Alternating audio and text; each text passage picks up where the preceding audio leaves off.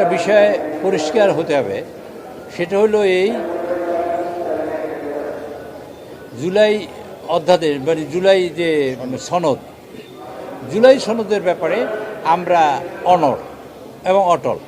এর প্রতিটি অক্ষরে অক্ষরে আমরা পালন করব জুলাই সনদের ব্যাপারে আমরা যা বলেছি। কিন্তু যে অর্ডারটা প্রেসিডেন্ট করেছেন সেই অর্ডারটা তিনি করতে পারেন না আইন অনুযায়ী, সেটা কোনো সংবিধানে কোথাও নাই। সেই অর্ডারটার ব্যাপারেই আমাদের বক্তব্য। We are very much in favour of July সনদ, এবং সেটা আমরাই আমাদের হাত দিয়ে বাস্তবায়ন হবে, এই সরকারই তা বাস্তবায়ন করবে। তার জন্য আমরা একটা মুলতবি প্রস্তাব নিয়ে এসেছি। সেই প্রস্তাবটি আগামী রোববারে এই সংসদে আলোচনা হবে। কাজে আপনারা দেখবেন এটার ফেট জুলাই। আমাদের একটা ভুল বোঝানো হয়েছে মানুষের কাছে, একটা মানে আমি বলি একটা মানে টাইপ অফ যে অসত্য কথা মানুষকে বলা হয়েছে জুলাই সনদের আমার বিপক্ষে। আমরাই মূলত জুলাই সনদের পক্ষে, বিএনপি জুলাই সনদের পক্ষে। তার অক্ষরে অক্ষরে প্রতিটি শব্দ প্রতিফলিত হবে এবং এটার জন্য আমরা বদ্ধপরিকর, আমরা উইল ডু ইট। বাট যে অর্ডারটা পাস করেছে প্রেসিডেন্ট, না অর্ডার, নট অর্ডিন্যান্স, নাথিং ল, কিছুই না, মাঝখানে কোনো কিছু না, সেটা কোন বিধিতে আমরা নিয়ে আসবো? আর কোনো বিধিতেও পড়ে না।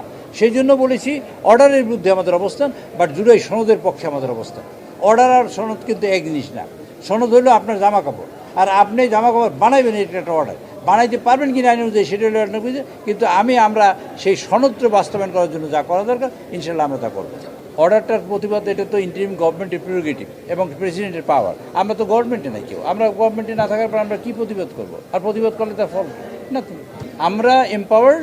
সো আমরা এখন যেটা করব সেটা লিগ্যাল ফ্রেমের মধ্যে লিগ্যালিটি দিয়েই আমরা করব, যাতে এটা রিয়াল মানে কি লিগ্যাল মানে ভিত্তি পায়। সেই কাজটাই আমরা এখন করব।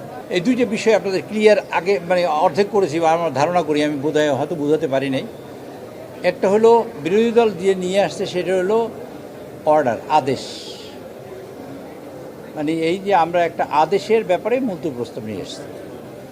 আমরা আদেশটা কোনো আইন, কনস্টিটিউশন, কোনো রুল, কোনো ল কিছুই কভার করে না।